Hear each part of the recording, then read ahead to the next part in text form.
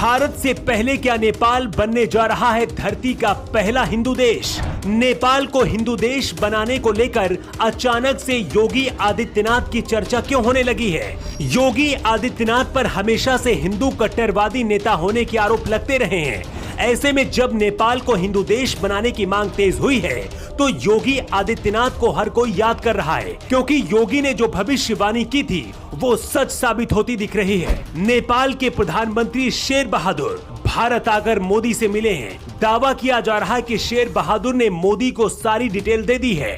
भारत का पड़ोसी देश नेपाल एक बार फिर से हिंदू देश बनने की तरफ निकल पड़ा है। ये तीखा सच है कि दुनिया में कई क्रिश्चियन देश हैं, दर्जनों मुस्लिम देश हैं, लेकिन इस धरती में अभी तक एक भी हिंदू देश नहीं है। आज से 14 साल पहले तक नेपाल एक हिंदू देश हुआ करता था, लेकिन 2008 में नेपाल की हिंदू देश वाली पहचान हटा दी गई थी। आपको बता दें कि नेपाल में हिंदुओं की आबादी करीब 81% है और करीब 9% आबादी यहाँ पर बौद्ध धर्म की है। इसके साथ ही सिर्फ 4.39% मुस्लिम आबादी यहाँ पर है। नेपाल 2008 से पहले एक हिंदू देश हुआ करता था, लेकिन एक जन आंदोलन के बाद नेपाल में राजशाही खत्म हो गई थी, जिसके बाद नेपाल को धर्मनिरपेक्ष देश बना दिया गया था। अब करीब 14 साल के बाद नेपाल में एक बार फिर से जन आंदोलन शुरू हो गया है और अब ये मांग की जा रही है कि नेपाल को फिर से हिंदू देश बना दिया जाए। नेपाल के लोगों की इस मांग पर नेपाल की सरकार भी देश की जनता के साथ खड़ी दिख रही है। नेपाल के पर्यटन मंत्री प्रेम अले ने तो हिंदू देश बनाने की खुद मांग कर दी है, लेकिन नेपाल को हिंदू देश बनाने के बीच योगी आदित्यनाथ की चर्चा क्यों हो रही है, चलिए आपको ये भी बताते हैं। दरअसल नेपाल में राजशाही खत्म होने के बाद जब नया संविधान लाया गया था, तब योगी आदित्यनाथ ने इसकी आलोचना की थी।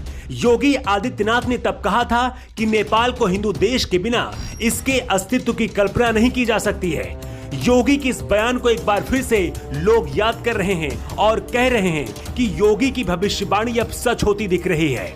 लेकिन इसके साथ ही भारत को भी हिंदू राष्ट्र बनाने की मांग तेज हो गई है। सोशल मीडिया पर कहा जा रहा है कि नेपाल से पहले भारत को हिंदू देश बनाया जाए।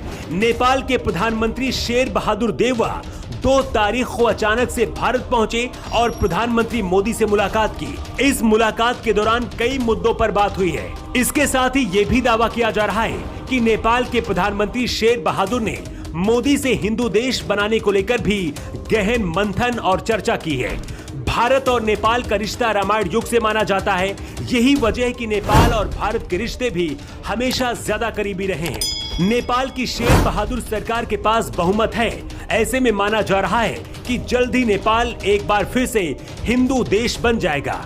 लेकिन अगर ऐसा होता है तो फिर मोदी सरकार पर भी भारत को हिंदू देश बनाने के लिए दबाव बढ़ेगा, क्योंकि आरएसएस और बीजेपी के नेता ये वादा करते रहे हैं। वैसे आपको क्या लगता है, क्या भारत को भी हिंदू देश बना देना चाहिए या फिर नहीं? आप अपना जवाब कमेंट बॉक्स में दे सकते हैं।